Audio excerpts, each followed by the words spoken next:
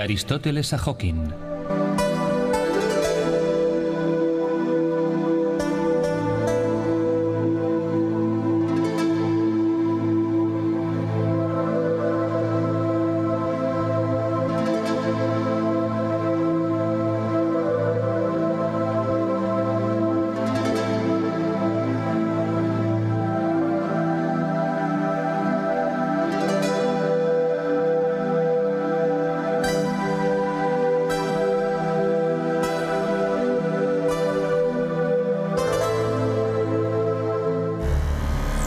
¿Qué existía antes del comienzo? Stanley Sfikas, profesor de filosofía clásica en la Universidad de Indianápolis, en el campus de Atenas, aceptó mi propuesta de buscar en la Biblioteca Nacional de Atenas pruebas acerca de la correlación entre las posiciones de los astrofísicos contemporáneos y la de los filósofos de la Grecia antigua con respecto al comienzo del mundo. El profesor Sfikas ha publicado una disertación doctoral en metafísica aristotélica y sus puntos de vista siempre han sido especialmente valiosos para mí.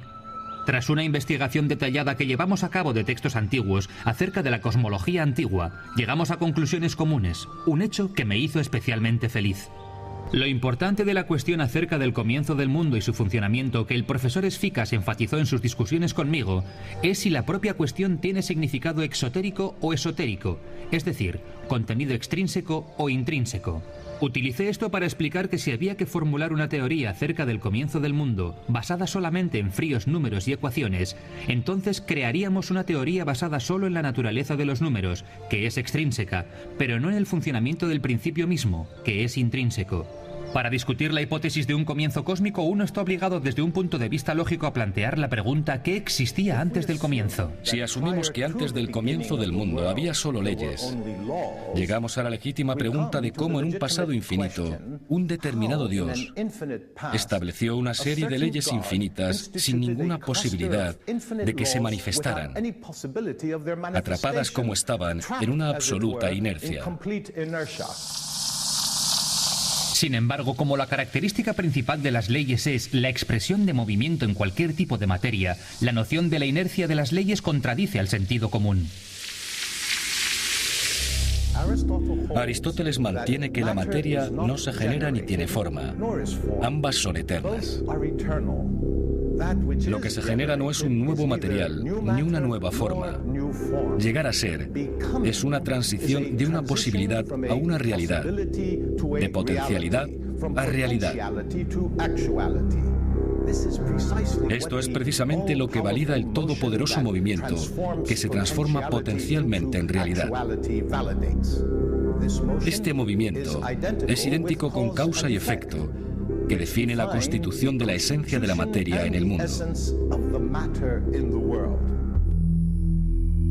De aquí se deduce que nunca hubo un comienzo del universo. Zeno dice que no hay materia sin espíritu, ni espíritu sin materia. La materia es el elemento pasivo de la naturaleza, que está en continua transformación, mientras que el espíritu, que se considera una parte inseparable de la materia, es el elemento activo. Cada entidad real tiene una constitución física. La acción del espíritu sobre la materia se manifiesta como lo que denomina razón seminal. Y luego está Anaxágoras, que dijo que hay semillas, un número infinito de semillas, y todo está en todo lo demás y está la mente. El primero en hablar de la mente. La mente es la ley de la trayectoria que gobierna el universo. Para Zeno, el primer principio del mundo es el espíritu, que define y salvaguarda el legítimo orden de la naturaleza. Asumiendo que hubo un Big Bang, a partir de una molécula de hidrógeno, esa molécula debería llevar en su interior la razón seminal, significando el aliento de la vida, que se expresa en su automática actividad interna. Si esto no es lo que ocurrió, entonces el universo es tan solo mecánico. Sin embargo, si es solo mecánico, sin el privilegio del movimiento automático, entonces su máquina debe estar condenada a la inercia eterna. Pero la característica dominante del universo es el movimiento. Entonces el universo como un todo, según este punto de vista, debe estar compuesto por materia y espíritu, una unión indisoluble.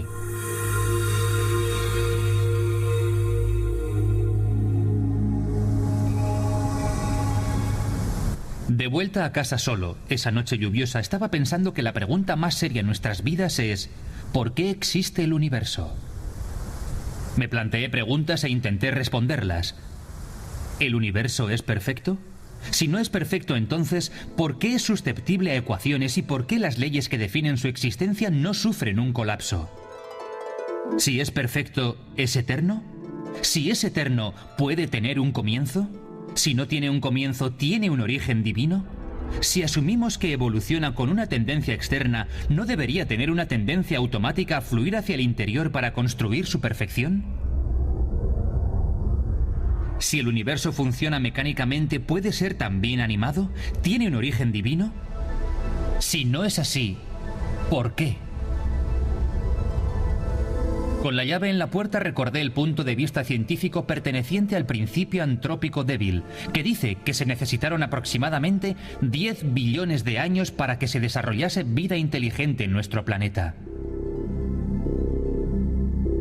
En resumen, según esta teoría, la sensibilidad, el pensamiento y la inteligencia humana debieron partir de cero, con una tendencia hacia un infinitamente evolucionado estado de las cosas. Por el contrario, según la misma teoría, cuanto más se examina el pasado, menos inteligente se ve al hombre. Si este es el caso, me dije a mí mismo, se debería abolir toda la filosofía griega, ya que se refiere a la existencia autónoma de todo el conocimiento. Y esto porque siempre he creído que la ciencia está al servicio de la sabiduría y nunca al contrario. Y que la clave de todas las pruebas científicas es el experimento realizado por la mente para solucionar cada problema. Me sentí feliz una vez que cerré la puerta de mi casa. Estaba seguro que en el ápice de la pirámide del llegar a ser había espíritu, solo espíritu.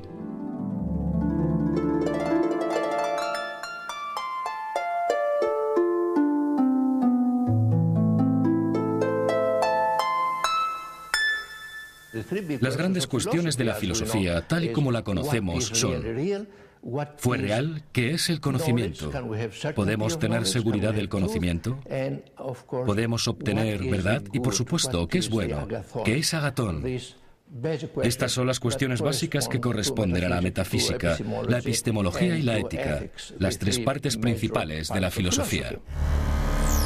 En lo real e irreal. Siempre disfrutaba acompañando a Carolina al mercado callejero de Atenas. Me fascinaba observar a la gente, hombres jóvenes, viejos, mujeres, niños, rebuscando, eligiendo, comprando. Un extraño giro del destino nos condujo a un pescatero realmente filosófico. El dueño del pescado intentaba convencerme de que el pescado que en ese momento estaba frente a mis ojos ya no estaría allí si no lo cogía, porque alguien se lo habría llevado. El pescado que ves ante ti, dijo el pescatero filósofo, no existirá dentro de 2 horas. Será como si nunca hubieras pasado por aquí, así que estás perdiendo la oportunidad de tenerlo. ¿Quieres decir que no encontraré pescado nunca más porque el océano se secará?, le pregunté al pescatero sonriendo. El océano funciona para ti y para todos, contestó el pescatero filósofo. El océano no se secará, es infinito. ¿Sabes por qué es infinito? Es infinito por una razón. Porque nunca nació y nunca morirá. Sé de lo que hablo. Creo que sabe mucho, le dijo Carolina. ¿Alguna vez has visto salir el sol desde el mar mientras estás pescando en un barco?, continuó el pescatero. No, contesté. Si tienes la suerte de verlo, entonces comprenderás lo que Dios nos concedió y no sabemos apreciarlo. Al final, compré el pescado, no porque me pareciese apetitoso, sino porque me gustó el hombre que me lo vendió y que me habló de valores eternos. Esto es un pescado. Podría haber no sido para mí si no lo hubiese comprado. Y ciertamente, si no hubiera ido al mercado, nunca habría aprendido que el pescado es, en otras palabras, existe. Este pescado salió del océano, y el océano es infinito en un sentido convencional, ya que durante millones de años los humanos han estado comiendo pescado del océano sin que desapareciera nunca el pescado.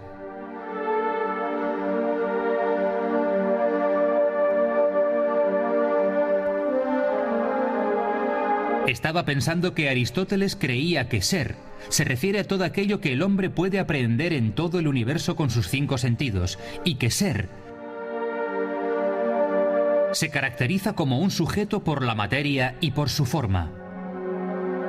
En el mundo, la materia no existe sin forma, ni la forma sin materia. Estas dos cosas tienen una unidad indisoluble entre ellas. Parménides creía que el cambio era una ilusión. Lo que es verdaderamente real es la constante. Para Aristóteles, tanto la materia como la forma son eternas. La generación, es decir, llegar a ser, es siempre un estado de reproducción en el que la materia genera materia y la forma genera forma.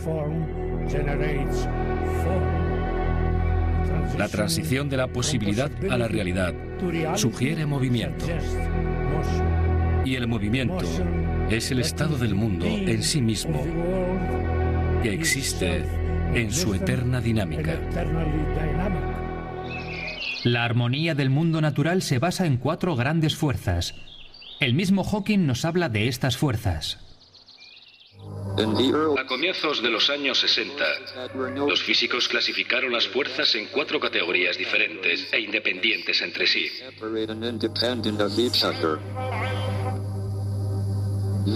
La primera era la fuerza gravitacional, que nace mediante una partícula llamada gravitón.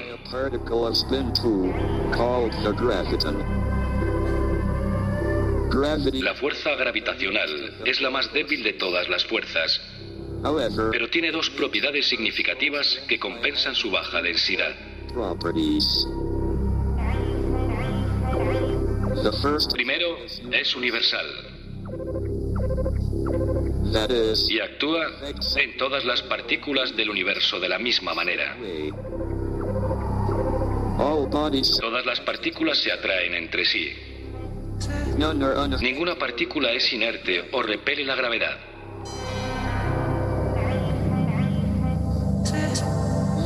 La segunda propiedad importante de la fuerza gravitacional es que actúa en grandes distancias. La combinación de estas 2 cualidades implica que las fuerzas gravitacionales se acumulan y pueden sobrepasar a las otras fuerzas.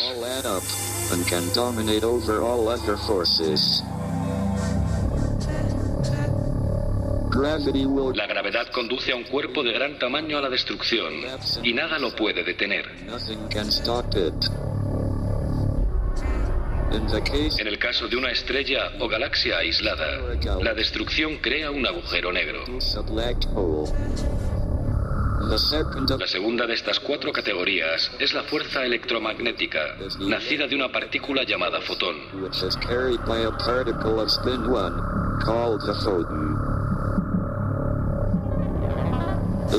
La fuerza electromagnética es billones de veces más fuerte que la gravitacional.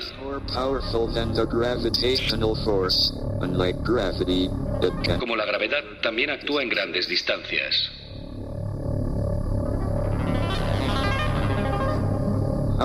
Pero su impacto en las partículas es diferente. Algunas son atraídas, otras permanecen intactas y otras son rechazadas. Las atracciones y repulsiones o rechazos entre las partículas se ven totalmente neutralizadas en contraposición a las fuerzas gravitacionales. Están todas activas. Y por esta razón, los cuerpos caen hacia la Tierra en una escala atómica o molecular. En sistemas con un número relativamente pequeño de partículas, las fuerzas electromagnéticas dominan a las fuerzas gravitacionales.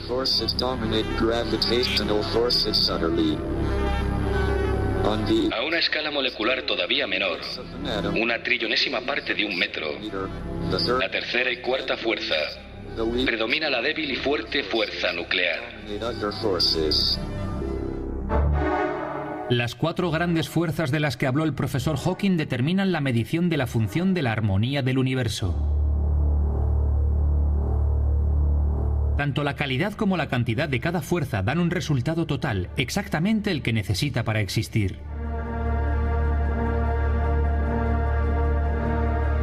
Si tan solo una de estas 4 fuerzas fuera un poco más débil o un poco más fuerte, entonces estas fuerzas no podrían coexistir en un todo armónico y, para estar seguros, con esa pérdida de medida, el universo sería destruido.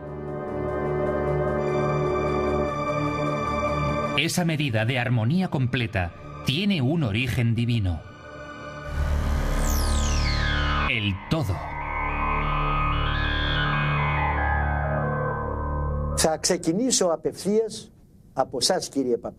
En mi programa de televisión Armonía Apócrifa, en una emisión dedicada a El todo del cosmos, debatía con mis invitados si era posible que el hombre comprendiese la totalidad del mundo.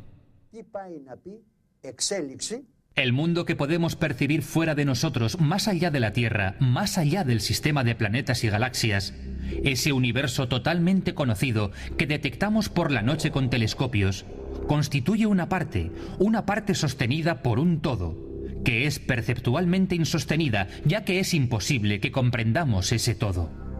Independientemente de lo que el hombre conozca o conocerá en el futuro acerca del universo, su conocimiento siempre será escaso, dado el desarrollo humano convencional. Todo lo que no puede ver o medir, debemos considerarlo no existente en el sentido de que no es, al no poder aprehenderlo. Y todo aquello que no es, en ese sentido definitivo, no se mueve, ya que no existe en nuestra mente. El movimiento es la propiedad cuyos límites se encuentran en el cálculo humano. Lo que percibimos como existente, podemos decir con seguridad acerca de ello que se mueve y es real. El agua que fluye de un acantilado y llena los lagos es una realidad. Pero los sistemas de las galaxias, más allá de las fronteras de la percepción y medición humana, no son reales. Por lo tanto, no tienen movimiento, ya que suponemos que probablemente se encuentren en mundos lejanos. El todo del universo no se puede calcular con precisión, no se puede medir ni demostrar. Está más allá de la razón, ya que tiene límites desconocidos. Y finalmente, está más allá del cálculo y la especulación humana. Por lo tanto, el todo es inmóvil y pertenece conceptualmente al dominio de las ideas referentes a Dios. Cada teoría científica que intenta demostrar la existencia del conocimiento de parte constituye la escala de interpretación del todo. Me recuerda a mi pescatero, que intenta desesperadamente iluminar el océano con la luz de su barco. El todo, incluso como una palabra, es convencional. Nada nos impide decir que el todo se puede reproducir en un marco de infinitas imágenes espejo aritméticas de todos. ¿Has estado alguna vez en un ascensor rodeado de espejos? Si no es así, imagínate como un convencional todo. Entra en un ascensor con espejos y cuenta, o intenta contar cuántas veces te ves a ti mismo. ¿Muchas? ¿Bastantes? ¿O infinitas? Nuestro intento de entender el universo en su totalidad indica que nuestra mente intenta crear una teoría unificada en la que la totalidad de las leyes del universo se conozcan, aunque sea de manera convencional, y que seamos capaces de interpretarlo. Hawking debatió la teoría del todo.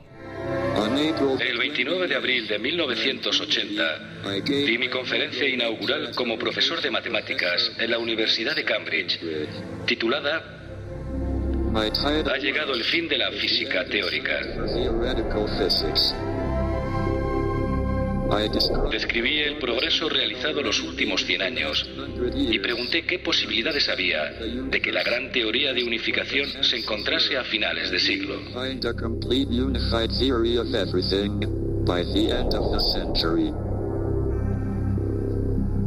Bueno, ha llegado el fin de siglo. Aunque se ha realizado un gran progreso, especialmente en los últimos años, no parece que lo hayamos conseguido. Revisemos, sin embargo, el periodo que ha pasado y examinemos las perspectivas de conseguir este objetivo de la física teórica en un futuro cercano.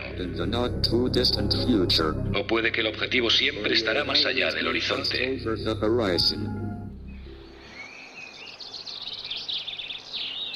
Mi fe en la total interpretación del cosmos por parte de los filósofos de la antigua Grecia me lleva a la conclusión de que la ciencia, en su esfuerzo por interpretar la totalidad del universo, siempre se encontrará más allá del horizonte, como lo denomina el profesor Hawking, ya que la realidad se encuentra en la interpretación esotérica de leyes, números y ecuaciones.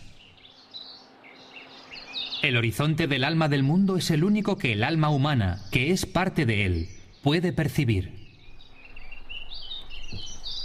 Cuando debatíamos sobre lo real e irreal en Armonía Apócrifa, las líneas de teléfono se colapsaron literalmente de espectadores ávidos de ser informados de si el mundo en el que vivimos es una realidad o una ilusión.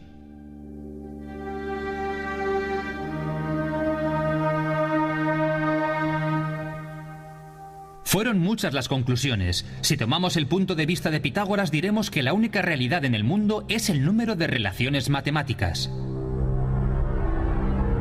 Genófanes creía que la gran realidad de todas es el comienzo del mundo por parte de Dios. Parménides proclamaba que el principio unitario del ser era no generado, inmóvil e incorruptible. Heráclito sostenía la doctrina del flujo general. Creía que la realidad consistía en una transformación incesante de cosas en el mundo. No tenemos derecho a decir que una cosa, por ejemplo este jardín, es con precisión lo que vemos. Pero tenemos derecho a decir que ese jardín es lo que es ahora, en este momento. Pero en el siguiente momento habrá sufrido todas las consecuencias del cambio que se deriva del flujo continuo de llegar a ser. Así el jardín nunca es el mismo. Plotino, el filósofo neoplatónico, creía que el universo visible es una imitación. El universo real es mental, lo que representa el ser. El ser no se encuentra en ninguna parte, no se puede definir, medir ni comprender, ya que él mismo es todo, y todas las almas están encerradas en él. Por esta razón, la realidad más elevada del ser humano puede experimentar la conciencia del ser. Me gustaban las ideas de Plotino y anoté on, ser en griego. La letra ómicron es el círculo, la representación de todo. La letra ni, como término matemático, define el infinito, que no puede ser contado ni concebido.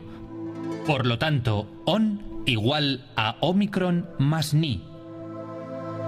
Esta idea me llenó de entusiasmo. Consideré que, como en griego cada letra es también un número con un valor único y cada palabra es la suma de letras que interpretan de manera aritmética y semántica el significado de la palabra, llegué a la conclusión que la palabra on puede constituir para cada persona un punto de partida para concebir el uno, el monad, el principio de los números entre los que todo, en infinitas sumas aritméticas, evoluciona y existe resultando en la infinita vida del universo.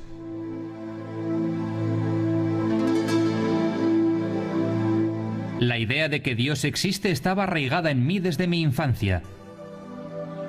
El reloj automático de la naturaleza que en cada momento determinaba el nacimiento, la vida y la muerte. Sentí que movía su manecilla de los minutos cada vez que me encontraba en cualquier cosa que existiera a mi alrededor. Dios, el universo, nuestra tierra y yo eran cuatro cosas distintas que me había propuesto unir en una esencia del uno. Solo entonces puedo decir que entré en el reino de la sabiduría y de la unicidad del Creador. Dios se expresa por medio de la percepción religiosa. El universo por medio de puntos de vista científicos. Nuestra tierra por medio del estudio de la naturaleza. Nuestro ser por medio del propio conocimiento. ¿Esta flor en la tierra es animada o inanimada? Debe ser animada, ya que en cuanto echo agua en la tierra, la flor comienza a beber, y no solo bebe. Al mismo tiempo elegirá los ingredientes de la tierra y sus raíces, que comenzará a expandir, absorberán los ingredientes, los pasará por sus arterias internas y las transformará en flores y hojas. Resumiendo, esta flor es una mente regular y completa. ¿La tierra tiene alma? También tiene alma. Colabora con la luz, el agua y el viento por el bien de la naturaleza.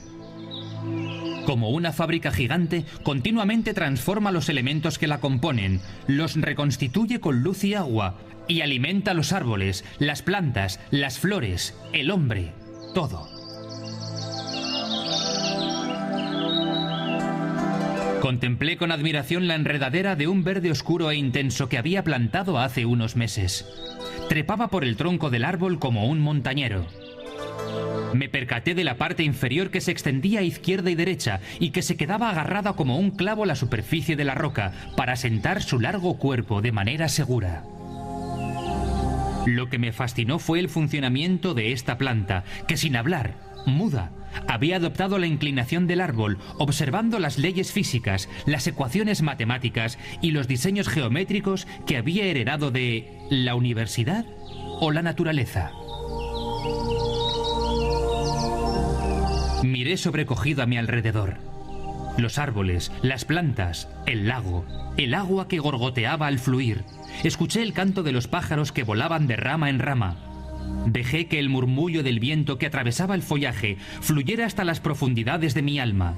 Y de repente me pareció que este maravilloso mundo que estaba cubierto por la cúpula del cielo era un templo sin límites, y dentro de ese templo, la liturgia de la naturaleza, el eterno llegar a ser, en notas y voces místicas, se había transformado en un salmo celestial, un himno universal que glorificaba al Ser Supremo. La mente divina, el gran observador, que en medio de todo vive, se mueve y existe.